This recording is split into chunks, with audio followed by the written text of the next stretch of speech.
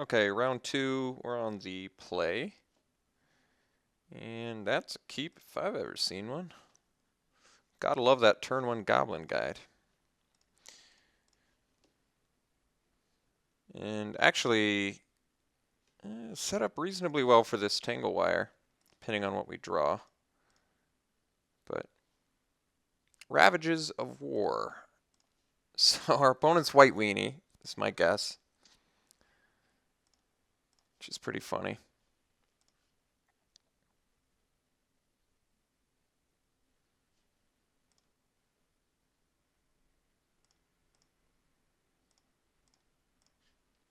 Okay. I do want to trade here. I don't want a lightning bolt. I don't mind. I guess I should say I don't want to trade, but I don't mind trading. Honor of the Pure. Okay. Because I feel okay. That's kind of what I felt like my opponent was going to do. I feel like he doesn't have a ton of incentive to block there since he's probably got like a precinct captain or something I'd prefer to kill. All right. Honor. I think now I can justifiably kill this Soldier of the Pantheon. So now we get to untap. Let me think about this. This is actually interesting. I could play the Whirling Outburst. I can also play Tangle Wire. If I play Tangle Wire, my opponent's just tapped down and I get more attacks in. And next turn I can play the Swift Spear. I think we're going to go for that. I like it more.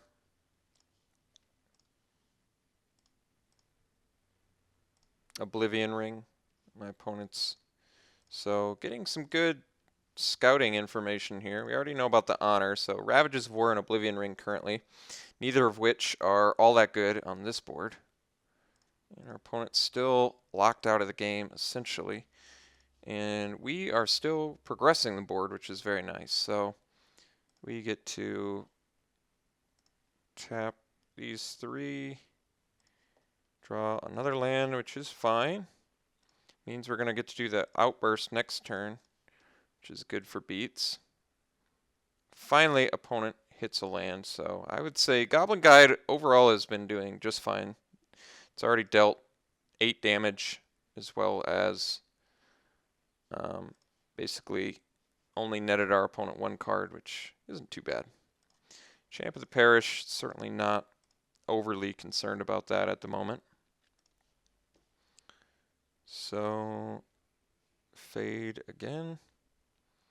And I think I want to cast Outburst this turn, so we're going to tap down our Swift Spear. Although, no, I guess we tap down the Goblin Guide then, don't we? So, Guide, Tangle Wire. Actually, I guess I had the mana to.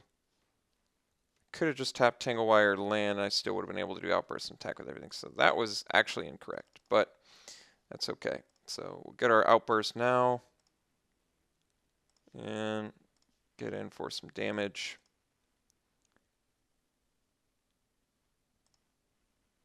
So definitely wish I had attacked with the Goblin Guide, but that's okay.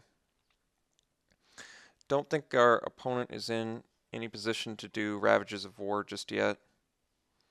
Opponent does have Precinct Captains, so I guess I would prefer to be able to cast something this turn like Chandra, ideally. There we go. So now we get to do Chandra. And I think we're just going to take out the old Precinct Captain and Concession prompted. So red deck wins versus our opponent's White Weenie. Tangle Wire probably better on the play than the draw.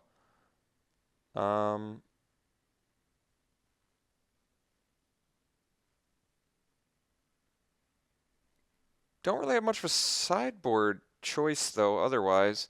I mean, I could dump the Tangle Wire. I think Tangle Wire on the draw is bad enough where I don't want it. Because our opponent's going to have the jump on us a bit this game. I think I'm bringing in the Neonate. I don't really like it that much in general, but Having some more pressure seems okay. I could go into blue for Is It Charm Removal or Prophetic Bolt, card advantage sort of thing. Storm Breath's sure to be good in this match. Stagger Shock should be great. Even Firebolt should be quite good. So I feel okay. I actually feel okay about this match because we have a good amount of spot removal for his creatures. And like I said, Stagger Shock should be really good. Bonfire should be just bonkers. So I feel like we actually have a pretty favorable matchup here. Like I said, I don't like Tinglewire on the draw. I don't even really like it that much in this match because it's dependent on us having a quick start and our opponent really not having a quick start to really maximize the benefits. Our opponent is running, I'm assuming, Armageddon and Ravages of War, but we at least can play enough early stuff and we don't rely on a ton of mana where I'm overly concerned about that. Revoker, I guess, doesn't seem all that great in this match, but probably like it more than a Manic Vandal. Yeah, I think we'll just bring in the Neonate and try this. Neonate's one of those cards where I don't want to run it into a Precinct Captain, if at all possible. This is a great hand. Bonfire could even ideally do some work for us, but we'll see. Elite Vanguard, you got it. So I think we're just going to go Swift Spear, swing for 1. If he wants to trade, so be it. If he wants to dish, this is an okay trade for us, actually. I mean, Swift Spear is a great card, but I don't mind trading it off. And yeah, especially if our opponent's turn 2 play is just that. All right, let's go Striker here. Pretty much just saving the Firebolt until we need it. Could have actually, I guess, preserved my Swift Spear until we were ready to Bonfire, but I think it was going to be a little bit before we Bonfired. A Morph, so it's got to be Exalted Angel. We're just going to take that out. So this is actually not bad. We get to Firebolt, Exalted Angel, and we can Bushwhack, which I do think we want to do. I could wait on it for Purphoros, I guess, but I think this is an okay time to do it. Some decent damage output. And now we're just basically one creature away from getting Striker online too, which is nice. Although Mishra's Factory is a good counter to that, I suppose. All right, Johnny Goldmane's not the biggest deal ever. I mean, it's pretty good, I guess. But it just basically draws our attack, I guess, for a little bit, which maybe is what our opponent wants. But that's okay. Not overly concerned about this. Opponent's really not in a position now. 2 cards left in hand especially. Our opponent's not in a great position to Ravages of War, that is for sure.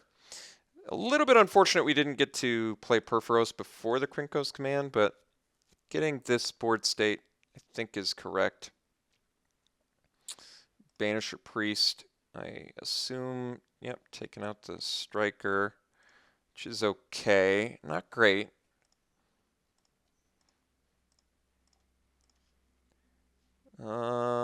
Fourth land. So we lose a Bushwhacker. We get in on Goldmane for 2.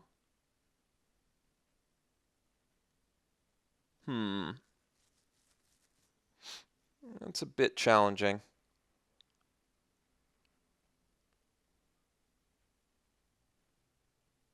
I don't really want to hold off. I think we just got to attack Johnny. Not thrilled about it.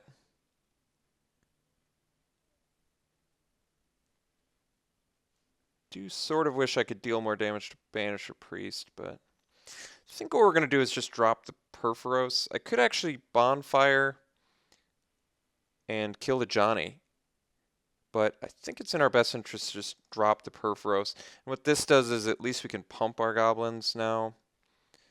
And if I get another land, I can bonfire for 2 and still attack in. All right, Cloud Goat, it's likely going to be pretty bad for us, but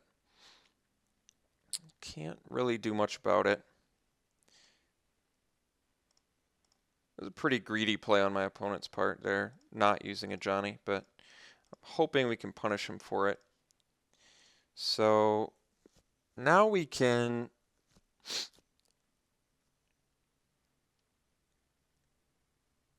I suppose we bonfire for 2. I do wish we could kill more, but we kill a Johnny and all his Kithkin. I think that's the best we're going to get. So we redirect to a Johnny and kill his tokens. We're still in a pretty tough spot, but Chandra can get us back into this, I think. If we get Ravages now, we're in big trouble, I guess. All right, Spear of Heliod's pretty good too. So I think we're just going to chump block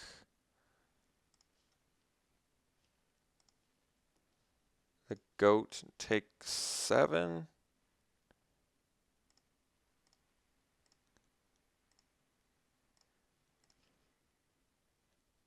All right. So I think it's in our best interest now to play Chandra for sure. I think that we have to kill the priest so we can get back our striker. And we get to deal some damage, which I guess is cool.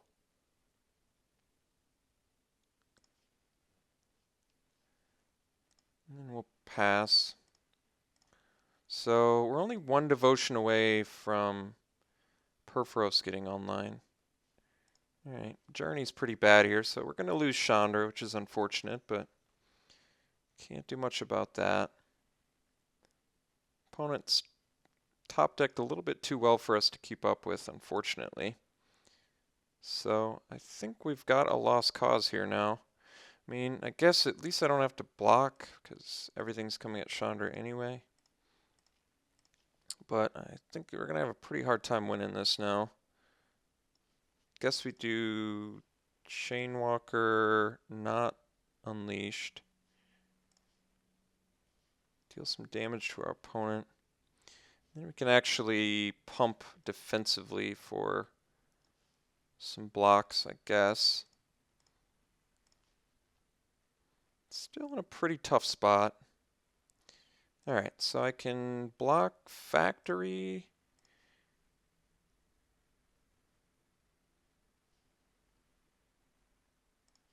And I guess chump block the goat. And then we'll Perforos pump. So kill the Factory, take some damage. Alright, I guess we definitely needed something there. So I think we're actually dead, unfortunately, but opponent drew very well that game, so it's just challenging. I guess I kind of want Tangle Wire back now because our opponent's deck seems more expensive. So now that we're back on the play, I think I'm going to go back into the... I actually like Revoker more in this matchup now that I know about a Johnny. I wish we had an out to enchantments, but we don't. So I guess we'll cut the Neonate and we'll bring back the Tangle Wire. And try this again. See if we can't... you know, pressure our opponent enough. We'll try it again. I guess Manic Vandal does take care of his... I don't think it's worth it, but it does take care of his Spear of Heliod. I still don't think Spear of Heliod is necessarily the one card is worth bringing in Manic Vandal for. So let's just try this again. We shall play first, and this hand's okay. It's going to need some work to be perfect, but I think it's worth keeping at the very least. If I can rip some lands, we're looking good. If I can't, I think we're in some trouble. Alright. Krinko's command into Bushwhackers, not really bad.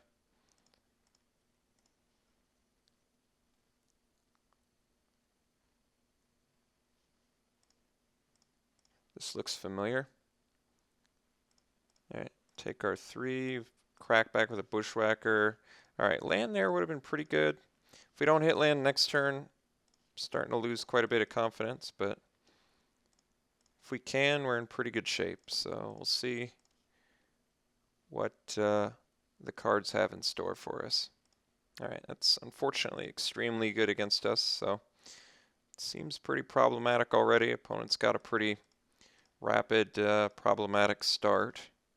There's our land, so I guess we can go Flamewake Phoenix now and swing. I can also play it post-combat as a defense, which actually doesn't seem bad.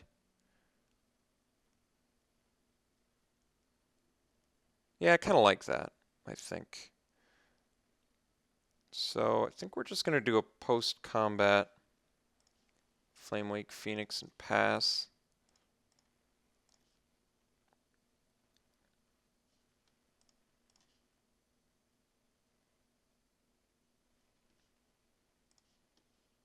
I think we're just going to block here and take 5.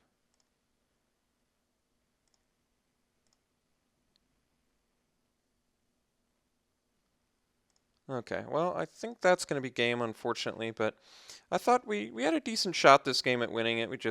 Opponent drew very well, had a very good deck. Remember, we're kind of like a neutered, red deck because I was going for combo, so I don't feel too bad about losing this match. Our opponent had excellent turn progressions every single game. He really never missed a beat once, had a 1-drop every single game, had turn 2 Honor of the Pure every single game.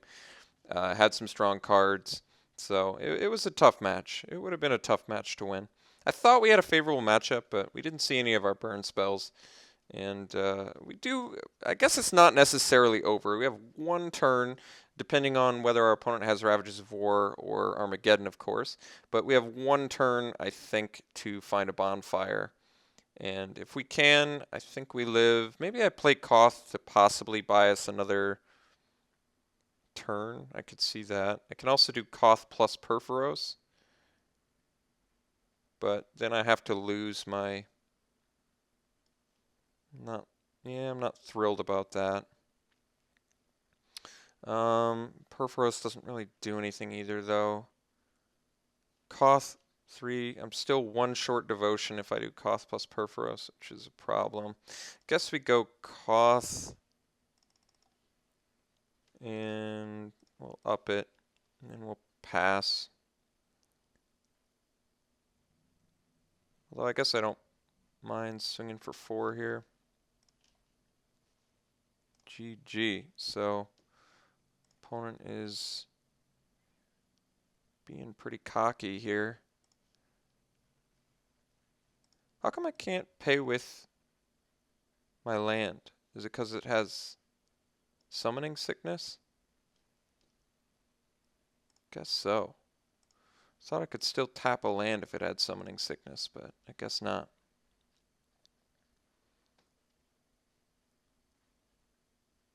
So opponent gives the preemptive good game, which I think is a real dick move, but I guess some people just don't see it that way for some reason. I don't know.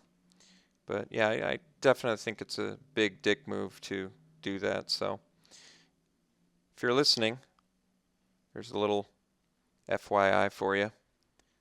Don't preemptively do that. Now I just really want to draw Bonfire to punish my opponent's cockiness. Make me feel a lot better if we could just get a Bonfire off the top here. Just want to punish the cockiness, but did not come. So looks like my opponent's GGs actually did pan out to be correct, unfortunately. Like I said, I definitely wanted to punish the preemptive play there since we actually did have an out. And I I don't know. I just really don't like the preemptive good game. I don't think it's very sportsmanlike, but that's okay. We'll go to match 3 and hopefully do a bit better in round 3.